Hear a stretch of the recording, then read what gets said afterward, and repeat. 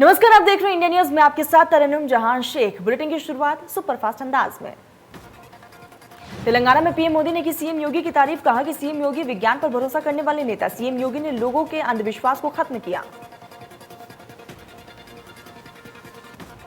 विधानसभा में शिवपाल यादव ने की योगी सरकार की तारीफ। कहा वादों के मुताबिक सरकार ने कामों को पूरा किया। शिवपाल ने अखिलेश पर कसा तंज। कहा कि अगर साथ होते तो सत्ता में साथ बैठे होते।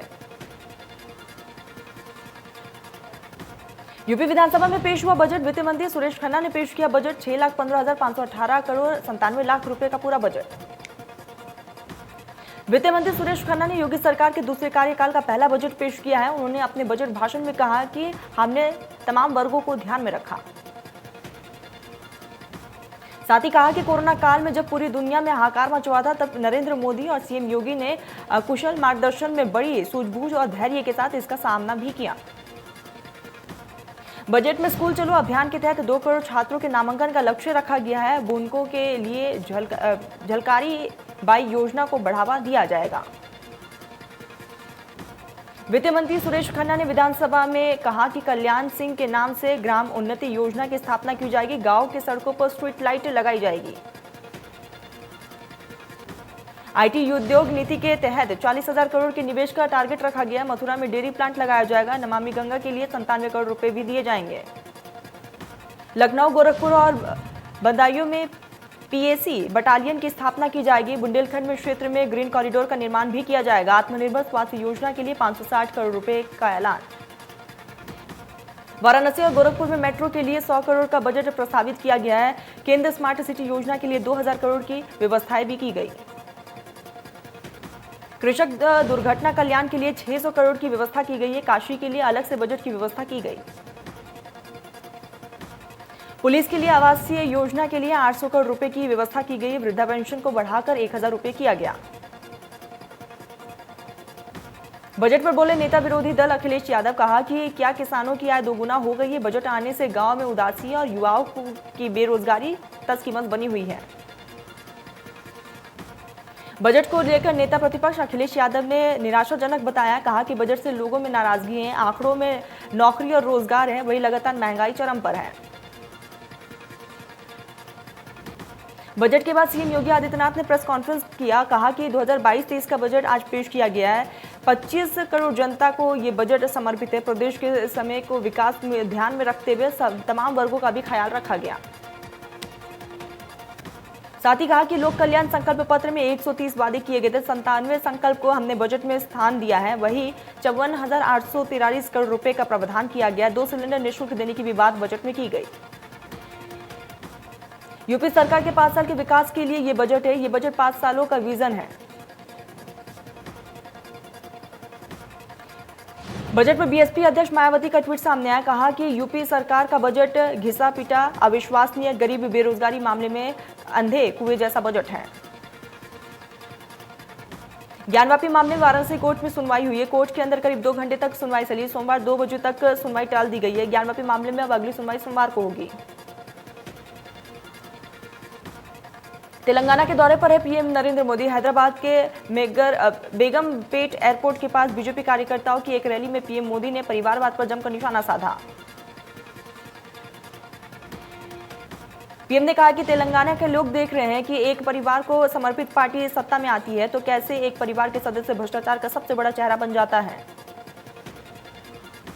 प्रधानमंत्री ने कहा है कि परिवारवाद की वजह से देश के युवाओं और प्रतिभाओं को राजनीति में आने का मौका नहीं मिल रहा है। ये उनके हर सपनों को कुचलता है।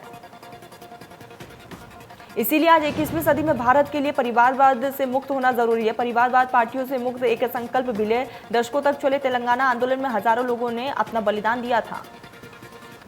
ये बलिदान तेलंगाना की आन बान शान के लिए था। तेलंगाना आंदोलन इसलिए नहीं चला था कि कोई एक परिवार तेलंगाना के विकास के सपनों को लगातार कुचलता रहा।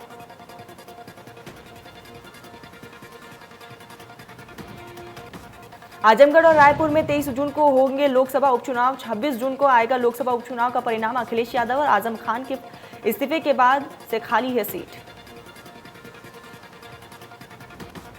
लखनऊ में मुसलमानों के नए संगठन का बड़ा ऐलान। Muslim personal law board of India ने किया ऐलान।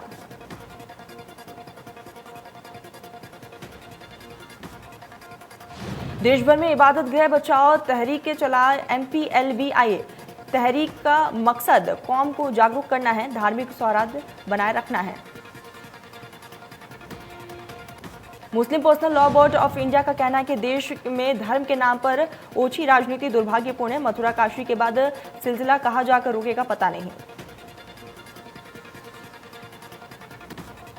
कपिल सिब्बल पर बोले आचार्य प्रमोद कृष्णम, कपिल सिब्बल को पार्टी से बाहर नहीं निकाला गया। कपिल सिब्बल खुद पार्टी से छोड़कर गए हैं। कपिल सिब्बल ने किसी भी राजनीतिक पार्टी की सदस्यता नहीं ली है। वाराणसी में अलगाववादी नेता यासीन मलिक को फांसी देने की उठी मांग। कल अलगाववादी नेता यासीन मलिक को उम्र कैद की सजा सुनाई गई थी। सुल्तानपुर में जिला अस्पताल पहुंचे डिप्टी सीएम ब्रजेश पाठक, परिसर और इमरजेंसी वार्ड का औचक निरीक्षण किया। अखिलेश यादव के खिलाफ अभद्र टिप्पणी से सेफइयों में आक्रोश है। कार्यकर्ताओं ने पुलिस को दी तहरीर। मथुरा जिला जज राजीव भारती की कोर्ट में सिविल रिवीजन दाखिल किया गया है। श्री कृष्ण जन्म स्थान मंदिर बनाम शाही ईदगाह मस्जिद मामले में सर्व कमिश्नर सिविल कोर्ट द्वारा जारी न करने के लिए रिवीजन दाखिल किया गया। सिविल जज सीनियर डिवीजन ज्योति सिंह ने 1 जुलाई सर्वे कमीशन जारी करने के प्रार्थना पत्र पर सुनवाई की तारीख बताई है। वही वादी राजेंद्र महेश्वरी एडवोकेटेड और सौरभ गोड ने रिवीजन दाखिल किया। जून में कोर्ट की छुट्टी होने के चलते सबूतों से छेड़छाड़ और खुर्द-बुर्द करने की विपक्षी शाह ईदगाही मस्जिद के संचालकों पर आशंका जताई है। शाही ईदगाह मस्जिद में भी असली गर्भगृह होने की आशंका जताई गई। हापुड़ में अवैध रूप से संचालित ईंट भट्टा बंद करने की मांग की गई है। ग्रामीणों ने जिलाधिकारी कार्यालय पर धरना प्रदर्शन किया। ग्राम प्रधान बबीता राणा के नेतृत्व में यह प्रदर्शन किया गया।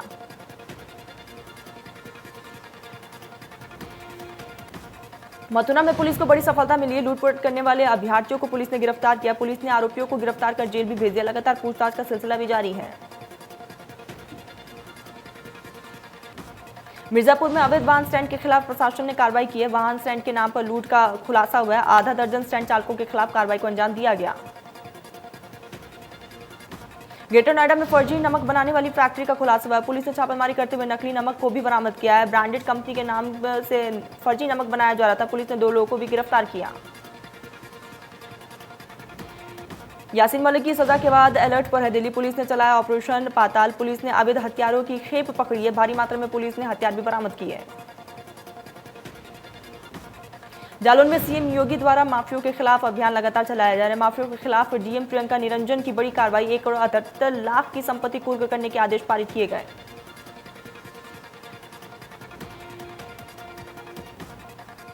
अलीगढ़ में मामूली कहासुनी को लेकर चले लाठी डंडे। सिपाही और सिपाही के परिजनों ने दंपति के साथ मारपीट की है। मारपीट में एक व्यक्ति गंभीर रूप से जख्मी हो गया। इलाज के लिए निजी अस्पताल में भर्ती करवाया गया। सीतापुर में मारपीट की तहरीर देने गए बुजुर्ग की संदिग्ध परिस्थिति में मौत हो गई। थाना अध्यक्ष के कमरे में बेसुध अवस्था में मिला बुजुर्ग का शव। परिजनों ने थाने से लेकर सीएचसी में कराया भर्ती। डॉक्टर ने मृत किया घोषित। थाना अध्यक्ष पर लगा बुजुर्ग को धमकाने का आरोप। परिजनों का आरोप है कि थाना अध्यक्ष ने बुजुर्ग को जेल भेजने की दी थी धमकी। परिजन शव को ट्रॉली पर रखकर नेशनल हाईवे 24 पर जाम लगाकर बैठे हुए नजर आए। अलीगढ़ में तेज गति से आ रहे ट्रैक्टर ने स्कूटी को टक्कर मार दी। स्कूटी में सवार युवक की दर्दनाक मौत हो गई। घटना के बाद स्थानीय लोगों में आक्रोश देखने को मिला। उन्नाव में सड़क किनारे अस्थायी अतिक्रमण पर चलाया गया बुलडोजर। एसडीएम दया शंकर पाठक के नेतृत्व में बुलडोजर चलाया गया। सड़क किनारे लगे अतिक्रमण को एसडीएम ने हटाया। यूपी में एमए पास दंपति बेच रहे चाय। सरकारी नौकरी न मिलने और प्राइवेट नौकरी में अच्छा वेतन न मिलने की वजह से चाय बेच रहे दंपति।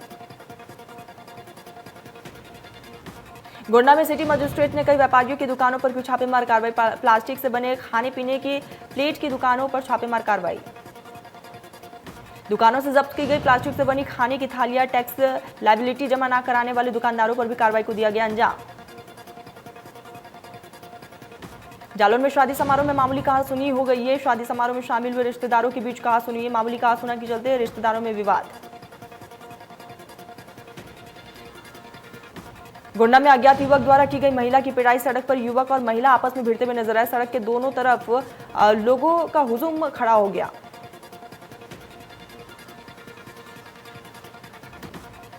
लखनऊ में गोमती नदी में मिला शव, मौके पर हजरतगंज पुलिस मौजूद रही और शव को अपने कब्जे में लेकर पोस्टमार्टम के लिए भेजा गया। बागपत में मां और दो बेटियों ने जहर खाकर आत्महत्या कर ली। मां और उसकी बेटी का शव गांव में मिला है। गुस्साए परिजनों ने शव को सड़क पर रखकर धरना प्रदर्शन किया। आरोपियों के खिलाफ कार्रवाई की मांग की गई। हरदोई में जमीनी विवाद में युवक की पिटाई, परेशान युवक शिकायत करने पहुंचा था एसपी कार्यालय। पीड़िता ने 112 डायल से दबंगों से की थी शिकायत। अलीगढ़ में बिहार के 6 पुलिसकर्मी सड़क दुर्घटना में जख्मी हो गए। दरभंगा से चुनावी सामग्री लेकर हरियाणा जा रहे थे पुलिसकर्मी। 4 कंटेनर में चुनावी सामग्री लेकर जा रहे थे पुलिसकर्मी। स्कॉर्पियो सवार पुलिसकर्मियों को अज्ञात वाहन ने टक्कर मार दी। घायल पुलिसकर्मियों को मेडिकल कॉलेज में भर्ती करवाया गया। इलाज लगातार जारी। बिजनौर में 25,000 का इनामी बदमाश सईद गिरफ्तार हो चुका है। फरार बदमाश को इंदिरा गांधी हवाई अड्डे से गिरफ्तार किया गया है। सऊदी अरब की फ्लाइट से दिल्ली उतरते ही पुलिस ने पकड़ लिया। गोंडा में बाइक सवार को रफ्तार दिखाना भारी पड़ गया। बाइक सवार ने सड़क पर राहगीरों को मारी टक्कर। बाइक सवार दोनों युवक और 2 राहगीर हादसे में जख्मी। शामली में बदमाशों ने एक मेडिकल संचालक को गोली मार दी है। गोली लगने से पीड़ित मेडिकल संचालक गंभीर रूप से घायल हो चुका है, जिसे शामली के सिटी हॉस्पिटल में भर्ती कराया गया। बाइक सवार 2 बदमाशों ने घटना को अंजाम दिया और मेडिकल संचालक को घायल कर फरार हो गए हैं, जिसकी सूचना पर पुलिस मौके पर पहुंची और फिलहाल पुलिस पूछताछ में जुटी है। अमरोहा में पुलिस ने लूट के मामले में वंचित चल रहे एक आरोपी को गिरफ्तार कर लिया है। उससे मुठभेड़ में पुलिस के एक सिपाही को भी गोली लगी है। दोनों को जिला अस्पताल में भर्ती कराया गया। बदमाश के पास से अवैध तमंचा, जिंदा कारतूस और खोखा कारतूस, चांदी के आभूषण भी बरामद किया। आरोपियों के खिलाफ थाना नगर कोतवाली पुलिस कार्रवाई कर रही है। आगरा में जीएसटी अधिकारियों की चल रही छापेमार कार्रवाई। 19 फार्म के 26 ठिकानों पर कार्रवाई को अंजाम दिया गया। जांच के दौरान पाई गई अनियमितताएं। चंदौली में हाईवे के किनारे सो रहे मजदूरों का एक अज्ञात मालवाहक ने रौंद दिया है, जिससे मौके पर ही मजदूर की मौत हो गई। वहीं 8 लोग गंभीर रूप से घायल हैं। जहां चिकित्सकों ने उपचार के बाद हालत नाजुक देखते हुए 5 मजदूरों को वाराणसी के ट्रॉमा सेंटर में रेफर कर दिया है।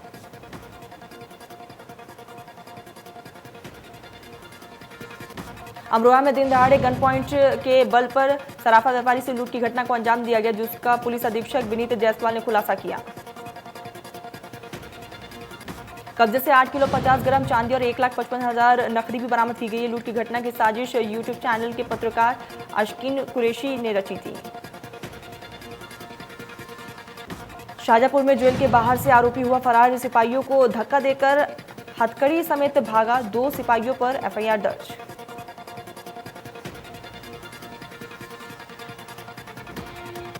सीतापुर में पुलिस ने 25,000 का इनामी अपराधी गिरफ्तार। चोरी की घटना पर चल रहा था वंचित हरगांव थाने में आरोपी के खिलाफ मुकदमा दर्ज। ग्रेटर नोएडा में सोशल मीडिया पर एक और वीडियो वायरल। अवैध हथियार के साथ वीडियो वायरल हुआ है। वायरल वीडियो की पुष्टि लगातार हो रही है। फिलहाल पुलिस जांच पड़ताल में जुटी है। ग्रेटर नोएडा में बीजेपी नेता का एक और वीडियो वायरल हुआ है, जिसमें बीजेपी नेता थानेदार को धमकाते हुए नजर आ रहे। सीएम योगी की नसीहत के बावजूद भी नहीं सुधर रहे। आगरा में स्वास्थ्य विभाग के भ्रष्टाचार का वीडियो वायरल हुआ। डिलीवरी के नाम पर जमकर वसूलने का मामला सामने आया। वीडियो में 2,000 रुपए की लेन देन की बात भी हो रही है। आगरा के सिकंदरा सीएचसी का ये पूरा मामला। ग्रेटर नोएडा में अवैध कॉलोनियों पर एसडीएम दादरी ने कार्रवाई को अंजाम दिया। भारी पुलिस फोर्स के साथ बिना नक्शा पास किए गए कॉलोनियां बनाई जा रही थी। ग्रेटर नोएडा में भाजपा नेता की गुंडाई का वीडियो वायरल हुआ। थाना में पुलिसकर्मियों के साथ की गई गाली गलौज, मारपीट के बाद आरोपी को छुड़ाने के लिए आए थे भाजपा नेता। हल्द्वानी के पूर्व सीएम हरीश रावत सड़क पर बने गड्ढों से हुए नाराज। गाड़ी रोककर जमीन पर बैठते हुए नजर आए। कहा कि उत्तराखंड में नहीं हुआ विकास।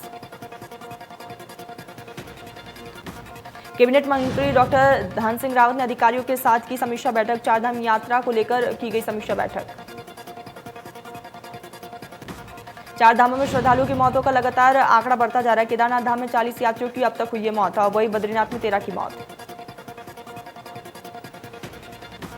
4 धाम यात्रा में आने वाले श्रद्धालुओं की संख्या में रिकॉर्ड टूटता हुआ नजर आ रहा है। 23 दिनों में 10 लाख का आंकड़ा पार कर चुका है।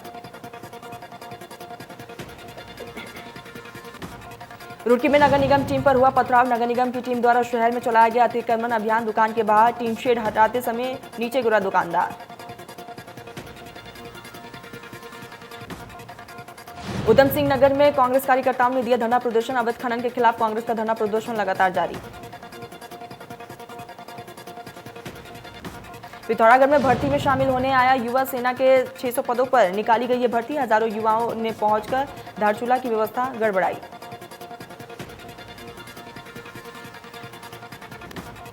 हरिद्वार में अतिक्रमण की कार्रवाई से लघु व्यापारी नाराज। नगर निगम कार्यालय का किया घेराव। अल्मोड़ा पुलिस लाइन के प्रशासनिक भवन के लिए जल्द ही प्रस्ताव बनाया जाएगा। अल्मोड़ा पहुंचे प्रदेश के डीजीपी अशोक कुमार ने अल्मोड़ा के पुलिस लाइन के पुराने भवनों का जायजा लिया। इस दौरान उन्होंने अल्मोड़ा में पुलिस लाइन को बने वर्षों बीत चुके हैं, जिसके कारण भवनों की हालत खराब होती जा रही है।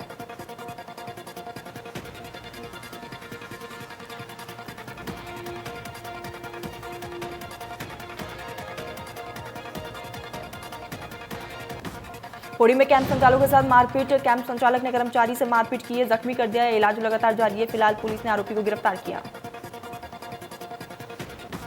हरिद्वार में गश्त के दौरान पुलिस टीम पर हमला। गश्त पर निकली पुलिस पर बदमाशों ने हमला कर दिया। हमले का पूरा वीडियो सीसीटीवी में कैद। पौड़ी से अध्यापक पर छात्र ने लगाया आरोप। जाति सूचक और अभद्र भाषा का इस्तेमाल किया गया। हल्द्वानी में युवक का शव मिलने से हड़कंप मचा है। फिलहाल पुलिस ने शव को अपने कब्जे में लेकर पोस्टमार्टम के लिए भेज दिया। जांच पड़ताल लगातार जारी है। देहरादून में मौसम विभाग ने अलर्ट किया, पहाड़ों पर जारी रहेगा बारिश। मौसम विभाग ने उत्तरकाशी रुद्रप्रयाग में भी बारिश की संभावना जताई। रूस यूक्रेन के बीच युद्ध जारी है। रूस ने डॉनबैस समेत पूर्वी यूक्रेन पर हमला बढ़ा दिया है। भारत रूस से सस्ता क्रूड ऑयल खरीदना जारी रखेगा। हालांकि रूस ने इस पर कितना डिस्काउंट मिलेगा, इस बात की अभी तक पुष्टि नहीं हो पाई है।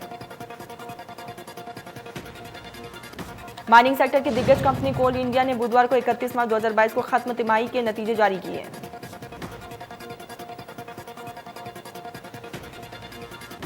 भारत के कई हिस्सों में इंस्टाग्राम डाउन की शिकायत मिली है। डाउन डिटेक्ट वेबसाइट के मुताबिक सोशल मीडिया प्लेटफॉर्म इस वक्त आउटडेटेड की समस्या से जूझ रहा है। दमदार बैटरी और शानदार फीचर के साथ मोटोरोला का नया स्मार्टफोन मार्केट में आया।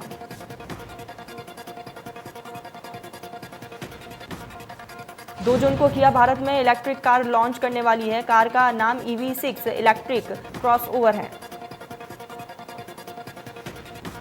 रॉयल चैलेंजर्स बेंगलुरु IPL 2022 के फाइनल में पहुंचने के बाद अब बस एक कदम दूर है। लखनऊ के खिलाफ खेलने में एलिमिनेटेड मुकाबले में टीम ने 14 रन से जीत हासिल की। राहुल ने 98 गेंदों पर 79 रन के साथ 600 से ज्यादा रन बनाने वाले बल्लेबाज बने।